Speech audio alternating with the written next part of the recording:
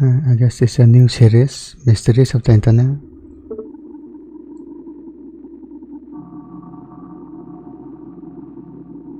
It's the 22nd The of guy at the November, door. 2019.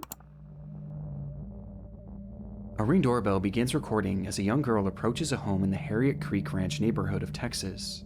It's pitch black out and the girl is seen all alone, which by itself is strange enough, but it's moments later that this footage becomes truly concerning.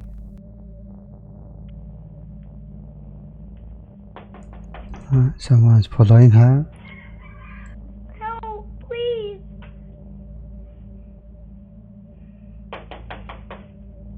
A ghost.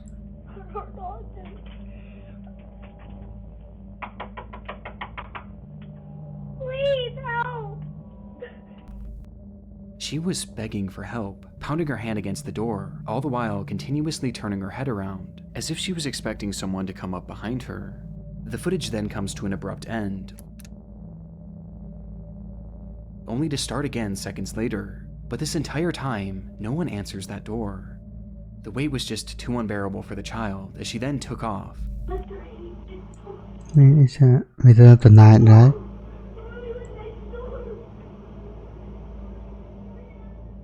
Yelling incoherently in the street before running out of view of the camera. Frustratingly, this footage was only viewed by the homeowner well after the fact, and reports seem to indicate that this was a property that they rented out rather than lived in, with it being unoccupied on that night. But after seeing the video, the homeowner immediately contacted law enforcement and shared the video online in the hopes that more information would come forward, as it seems that neither they nor the police had any idea who this child was or why she needed help. But since these clips were first shared, these questions have still yet to be answered, at least publicly, as there have been no updates from law enforcement. Along with this, there have been no accounts from neighbors about the incident or any footage from other homes in the neighborhood, perhaps implying that this was her one and only stop of the night. It's like after this footage, this girl dropped off the face of the earth, with this entire situation being a mystery to this day, leaving us with only theories. The first and most popular theory is that this girl was an escaped victim of or perhaps household and had run to the closest home to ask for help. We've seen situations like this many times before, with the most popular Not this. example at the moment being the case of Ruby Frankie, whose son escaped their house and ran to their neighbor for help. Yeah, this video is insane. Wondering if you could do 2 favors, taking me to the nearest police station. Well, actually, just one's fine. This certainly falls in line with this girl's Yeah, I behavior, think it's on explore with us or something. as she was clearly scared about someone or something following her, hence why she kept looking back. And given that there have been no updates to this case, and that seemingly no one else saw her that night, it would indicate that whoever she was running from had recaptured her shortly after. And what makes this theory even more horrifying is that many online users believe that this girl isn't the only person shown in this footage. Yeah, there seems to be someone sitting in there. Help, please. As in the background, some can see what appears to be movement behind the bush, and potentially even a figure. I guess I was wrong. Please help.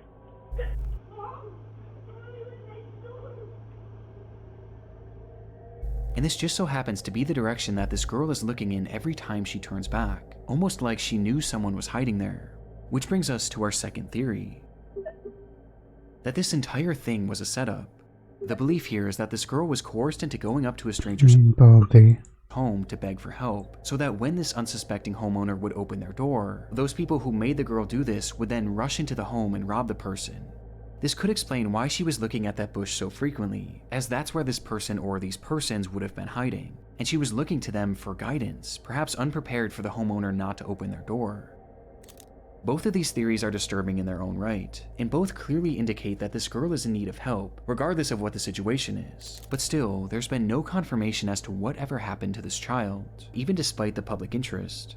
I mean, if it was a bed, I don't think she need help. One of the biggest talking points online came from some theorizing that this girl might be Serenity Denard, a then 9-year-old girl who had gone missing in February of 2019 from a children's facility in South Dakota, who looked eerily similar to the child shown in this video. But in my research, I was able to find a Facebook post from one of Serenity's mothers, who shared that they were in fact aware of the video, and that they had actually contacted law enforcement about it. And in her post, she claims that investigators told her that the girl had been identified at some point, and that she had lived in that neighborhood, with there being no further elaboration as to why she was asking for help. This is quite literally one of the only updates I was able to find, but unfortunately it was one that I wasn't able to confirm, and it also fails to explain what exactly happened to this girl, leaving this footage and this entire scenario as one of the many mysteries of the internet.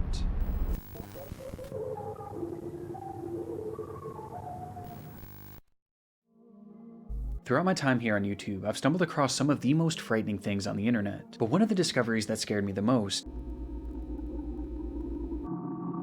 Amsterdam. It started with a police chase. An officer parked alongside a highway in North Amsterdam had witnessed a black Mercedes speeding down the road and was now desperately trying to keep up with it. But the effort was to no avail, as the Mercedes would soon disappear from the officer's view. And when it would come back into view minutes later, it wasn't moving. It was instead left abandoned on the side of the road, the driver's side door hanging wide open, and the driver himself being nowhere to be seen, leaving that officer alone with the suspect's car, but no suspect. What? He suspect? However, the vehicle hadn't been left entirely empty, as in the driver's rush to flee He escaped successfully? the scene, he had accidentally left his cell phone behind, and so the contents of this phone would be searched, which quickly led to the discovery of this driver's identity. But for investigators, there was a far more pressing finding on that device. A finding in the form of a minute-long video stored on the man's camera roll that indicated that this driver may have been involved in a crime far worse than just speeding.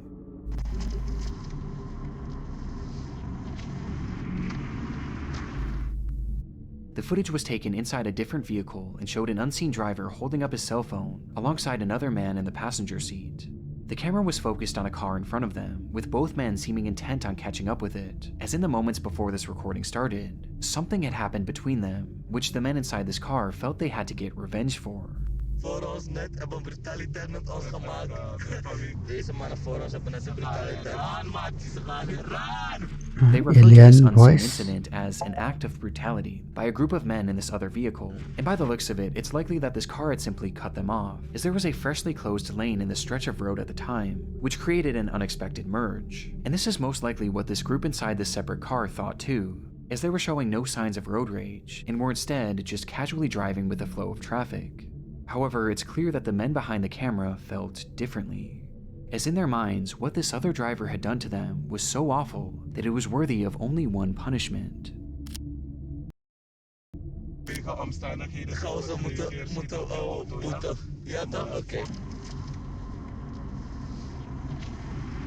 Shooting?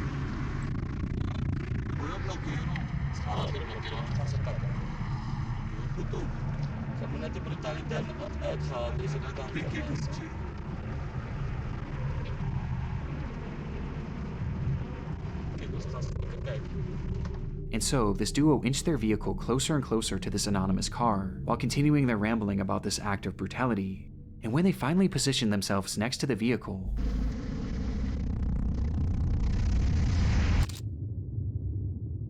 the man in the passenger seat What? brandished a pistol and pointed it directly at the driver of this vehicle. The footage from here is incredibly shaky, and the window had been rolled down, causing the audio to peak and become distorted and indecipherable.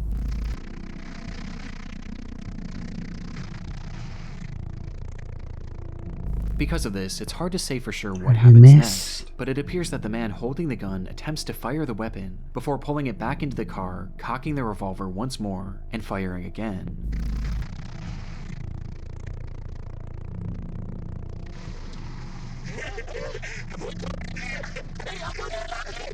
To which both men erupt with laughter and begin celebrating, before the recording stops. Interesting.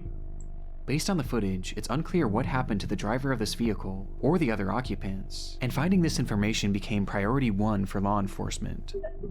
In their research, they determined that this video was shot on May 12, 2014, at around 9:40 p.m., 1 full month before they had stumbled upon it, and it had been taken on the A1 highway near entrance 2101. And yet, when they checked their files to match this information with any of their cases, they realized that there was no record of this incident. This crime had never so much as been reported, despite it seeming to depict a shooting in the middle of a busy highway. I mean, who's going to report it? No one knows. To make matters more confusing, police were able to track down the men who took this video and carried out the actual attack, and yet neither of them claimed to know what happened to the people that they shot at, and both refused to elaborate any further, leaving investigators in a strange position. They had undeniable proof of a crime, one that at the very least was attempted murder, and they also had their suspects. They just didn't have any victims. And so they studied the footage even more, which is when they made a disturbing revelation about these victims. Throughout the video, the perpetrators refer to the people within this car as a group of men, and while the footage we have today has the occupants' faces blurred, they were able to conclude that the driver was in fact a man. However, they discovered that the passenger next to him is clearly a woman wearing a headscarf. And most shocking of all, in the back seat was what appeared to be a child, meaning that they had been shooting at what, in all likelihood, was a family. Police released this video to the public later that year under the name Amsterdam Schiet Incident Ringweg A10, or Amsterdam Shooting Incident on Ring Road A10, where they revealed this footage but disguised the voices and faces of the perpetrators for unknown reasons. And in releasing this, they asked the public to come forward with any information that could help identify this family. They asked for witnesses on the scene, car repair shops that may have fixed a car with bullet holes, any hospitals that had shooting victims on or around that day, and most importantly, Yeah, the car behind them definitely saw it, they asked right? for the family inside this car to come forward, as without their testimony, convicting these men was nearly impossible, as it wasn't fully clear what crime they'd even committed. That was 11 years ago, and to this day, no one has come forward, leaving us with only theories. The first theory is that the people shot at in this footage may have been undocumented immigrants, or perhaps one of them had a warrant out for their arrest, meaning that if they were to report this crime, or if they were to have gone to the hospital with a bullet wound, then police would have certainly got involved, and in turn they would have gotten in trouble as well, essentially forcing them to stay quiet as saying anything would put their freedom in jeopardy. And what, they actually injured? Another theory is that the shots may have simply missed the vehicle, and the driver decided not to report it, with some believing that this whole situation was no big deal. But to me, this doesn't seem like something that would be so easily brushed off, especially because a child is involved, though it is possible that perhaps this family was afraid to report the crime, as they clearly knew how dangerous these men were, and feared that reporting this crime would only further put a target on their backs. And finally, there's the theory that this weapon never fired at all.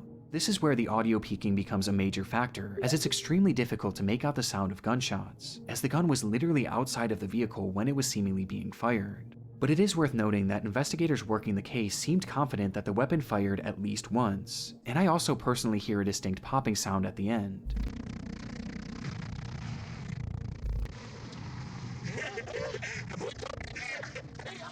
But it's hard to say for sure. And it also is possible that this group was using blanks, Actually missed. with this all being an attempt to trick the other driver into thinking that he was in danger.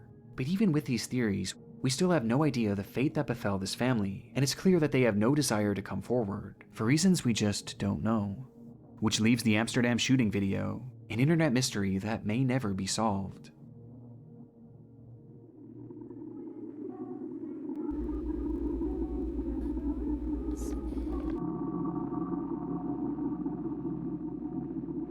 Norom, Sergeant, I need help, norom. please. We are from BSAS West Zone, Redita Tesla, San Salida. Juan neighborhood. Her name is Emma Rosario Culk, who's been missing since Friday, June 12th. If you saw her, please call. Any information will be appreciated. This post was made to the subreddit r/Argentina on June 16th, 2020 by a user named u/NaramNaram, who asked for the public's help in finding a missing woman named Emma Culk, and in the comments he would offer more context, saying, "She went out to buy something and never came back. She was last seen here in the neighborhood. Sanchez and Pavan is the area where she went to buy something. She was dressed in the clothes that she's seen in the photo. She was carrying her wallet with her ID and a cell phone."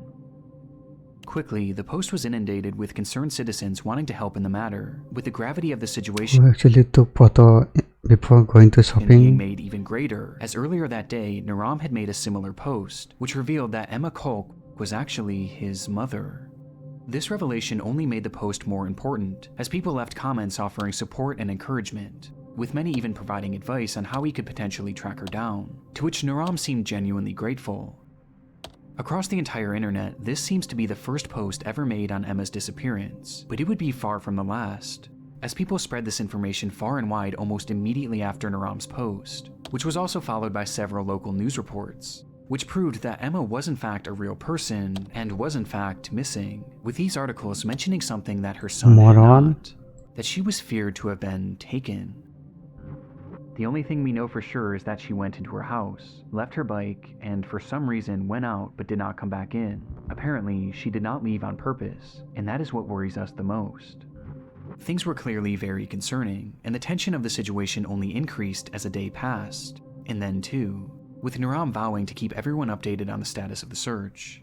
And sure enough, right after this update, Naram's missing mother would finally be found. The worst news, Emma Rosario Kolk. She had been missing since June 12th. Her son with stabs and then buried in the backyard of his house. He was arrested. Rest in peace, Emma. Emma Kolk had been found and buried in her own backyard, with the perpetrator allegedly being her own son, Daniel Kolk, who had confessed to stabbing in the chest and then twice in the head before burying the body in the backyard, with the motive never being given. Never makes sense. The ending to Emma's search was disturbing, but perhaps the most shocking part was the revelation that she was by her own son, 20-year-old Daniel Kolk, which immediately called into question Naram's Reddit post, as he had claimed to be Emma's son, leading many to wonder, was Naram? And so, desperate for clarification, someone commented, "By any chance, are you 20 years old?" To which Naram actually responded, writing simply, 25, before eventually leaving the following explanation. "Apparently, it was my brother. That's what the police said when they declared the crime." This would mean that when Naram had been making these pleas to find his mother, in reality, not only was she already dead, but she had been killed by his own brother and buried in their backyard. It's one of the most chilling things I've ever come across on Reddit, but the intrigue of this case doesn't exactly end here, as there was something about Naram's story that wasn't quite adding up. Just days before the disappearance of his mother, he had left a comment on an unrelated post saying, "When I was 8 years old, I wanted to ride a bicycle without hands, according to me because it was easy. I was on the street, dirt, and I let go of the handlebars, and here I am at 19 years old, with the handlebars marked on my abdomen."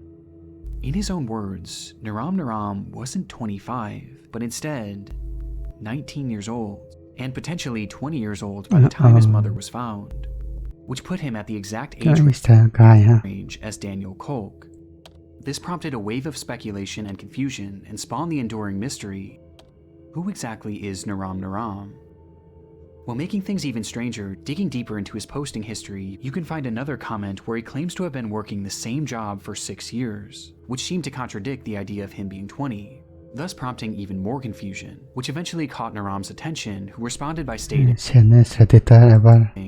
"I didn't write that. It must have been my brother. I don't use this social network. I only used it twice for a work issue and now because my mother disappeared. This account is not mine." This recounting of events made Naram's initial story even more twisted, as if this was true, then not only was it his own brother that he was looking for, but he was literally using that same brother's account. And again, this gets stranger. Around the same time, Naram would thank the internet for its help on the case, and then proceed to swiftly disappear, leaving the account untouched for over 2 years. But this silence would be broken in 2022 when they suddenly returned, with their posts being slightly unhinged, gloating about their internet status and bizarrely lashing out at random users who questioned him on his past and present motives. And in these ramblings, he would drop the bombshell that he wasn't actually Emma's son. He now claimed to be Daniel's best friend, writing that he allowed Daniel to make the post on his account to spread the news about his mother's disappearance, which he was completely unaware that Daniel himself had caused. This was the last real update in this case, and it only threw more fuel on the fire of this mystery, with people wondering what version of events, if any, were true. When I hear about this case today, many seem to believe that the entire time Naram was actually Daniel Kolk, and he had made this post to make it seem like he was searching for his mother, and perhaps to even use any given advice to help conceal what he did. As remember, many were offering suggestions on how to find her, which Daniel in turn could have used to essentially do the exact opposite, to help make sure that she was never found.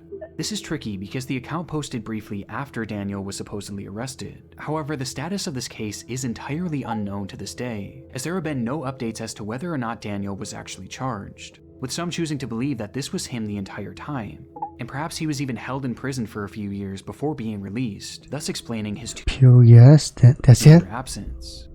Another theory is that Naram Argentina is cooked was up. initially telling the truth, and that he was Daniel's brother, and that he was simply using the account to spread word of his mother's disappearance, before eventually abandoning it.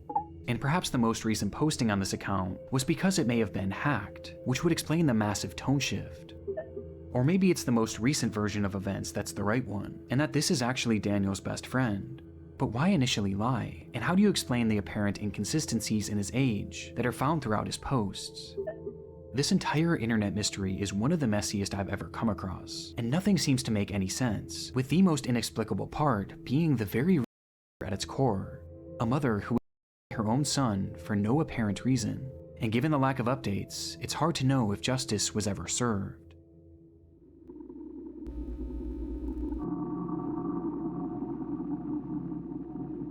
It took several months for Angeline Pete's family to report her as missing. She had a long history of leaving home for extended periods of time, running off to join the circus and hitchhiking rides all across the Vancouver area, before eventually returning home to her normal life. But this time it felt different. None of her friends or family had heard from her since May of 2011, and it was now nearing the end of summer. This was especially odd considering that Angeline was known to be constantly texting, as well as updating her Facebook profile, with that profile now sitting completely dormant. But within that page filled with your typical selfies and normal life updates, there was one post that stood out, the final post she ever made. This photo was posted without context on May 20th, 2011, a day that just so happened to be the very last time that the vast majority of Angeline's friends and family members had heard from her. And when looking into the context of this image, her disappearance only becomes more concerning. Maybe there's That a night, Angeline ban. had been drinking with her fiancé Robert Calden in downtown Vancouver, and while the two were waiting to catch a ferry back home, something had sparked an argument, which eventually led to a full-on physical altercation. This fight caused such a stir that eventually police would arrive on the scene, where they noted that Angeline's lip had been busted, leading to them placing Robert under arrest. Though in the end, no charges would ever be filed, as Angeline refused to give officers a statement and instead insisted on just going home, which led to the whole thing seemingly being dropped. It was directly after this that Angeline would post this photo to her Facebook account, without any sort of context, before proceeding to disappear into thin air. Her motivation for doing this isn't 100% known, but one could assume that she was trying to make a record of this attack, perhaps in case something were to happen to her. The timing of this is more than a little suspicious, and paints a Why pause it? horrifying What? picture of the potential fate of Angeline. That she had been by Robert Calden as a result of their fight on the 20th of May. It's a case that seems as straightforward as it is disturbing, but that's only on the surface, as there was another factor at play here, as when the police stopped this couple from fighting on that fateful night, Robert wasn't the only one facing jail time. Angeline was no stranger to abuse. She had a long history of it herself, with her ex-boyfriend claiming to have suffered dozens of black eyes throughout their relationship, which had ended years prior. This violent behavior often stemmed from her trouble with alcohol, and Robert was clearly one and the same, with the two forming an extremely toxic relationship that often ended in one or both of them getting hurt. It was all too normalized for the pair, which was highlighted by one of Angeline's final texts, where she wrote, "Gee, my lip hurts. I hate him so much that I love him." Now, I do want to make it clear that this is in no way meant to come across as victim blaming, but this is vital information for this case, as Angeline's history with violence had landed her in prison numerous times, most recently in 2009 when she was arrested for getting into a massive bar fight. This arrest in particular is noteworthy, as it carried with it multiple conditions, one of which was that Angeline was given a 9 p.m. curfew, and the other was that she was not allowed to drink, with both of these conditions being broken on the night of May 20th, when police intervened in her and Robert's fight. This meant that Angeline was now likely going to be reincarcerated, and sure enough, that same night, officers arrived at her home to question her on the matter, but she failed to answer the door, which led to a warrant being made for her arrest 5 days later on May 25th. That day, a squad car pulled up to Angeline's apartment to bring her into custody, but when police entered the home, they would only find Robert, who just so happened to be on the phone with her. And officers claim to have spoken with Angeline during that phone call, where they advised her to turn herself in, though she claimed that she was no longer in the area and eventually hung up the phone. This would be the last time that officers would speak to Angeline Pete, and seemingly according to Robert, she returned home and left the very next day on the 26th, and never came back. This whole revelation muddies the water in this case, and provides us with our second So theory. she's on the run? That Angeline Pete had run away to avoid reincarceration. But there's something unusual to me about this phone call with police. Now, there's hardly any information about this case online, but from all the articles that I've read, it seems that no one in Angeline's life had heard from her after this photo was taken, with the exception of Robert. And when police spoke with her, it was only over the phone. They too hadn't laid eyes on her since the night of May 20th, prompting some to wonder if Robert had arranged for some sort of decoy to make this phone call. Though, however it happened, since that phone call, there has been no activity on any of Angeline's online accounts, and she has never deposited or spent a single cent from her bank account. From that point on, she's been essentially invisible. That was 15 years ago, and today we still have no concrete answers as to what happened to Angeline Pete, with some taking this as a sign that something sinister had in fact happened to her, as how can you go that long without leaving a trail, and without at least trying to come back? Especially in Angeline's case, as she was a mother. Angeline had a 7-year-old son who was by far the most important thing in her life. At the time she went missing, this child was staying with her father, Angeline's former partner, but she still played an incredibly active role in his life, and she wanted to be as involved as she possibly could be. And yet, after 15 years, she's made no attempts to try and reach out to him. Again, people have taken this as a sign that Angeline has perhaps been killed. And it isn't just Robert who they think might have done this, as some believe that she may have been killing someone that neither they nor Angeline even knew. As I mentioned previously, Angeline had a habit of hitchhiking, and she was known to do so in a way that was overtly dangerous. And interestingly, there were some unconfirmed sightings of Angeline after she went missing, with some reportedly seeing her in Port Hardy and Grand Perrier, areas that she would have had to catch a ride to. Now again, these are totally unconfirmed sightings, but what's so chilling about this is that if she had been hitchhiking through those areas, then she likely would have found herself doing so along Highway 16, which is now known as the Highway of Tears. Without getting too deep into this stretch of road is notorious for its disproportionately high number of women who have gone missing on it, and especially Indigenous women, with Aboriginal organizations claiming that as many as 40 Indigenous women have been killed or kidnapped while on this stretch of road. And coincidentally, Angeline was an Indigenous woman herself, who may have found herself hitchhiking on that very road.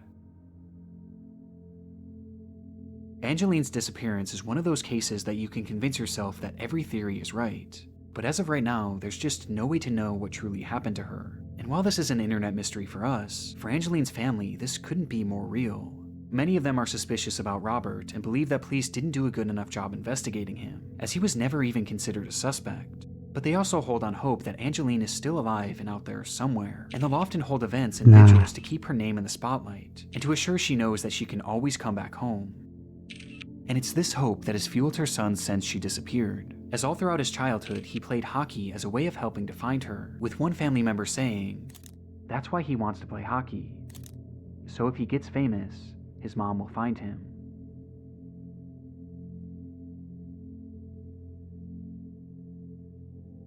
Okay, that's a sad story.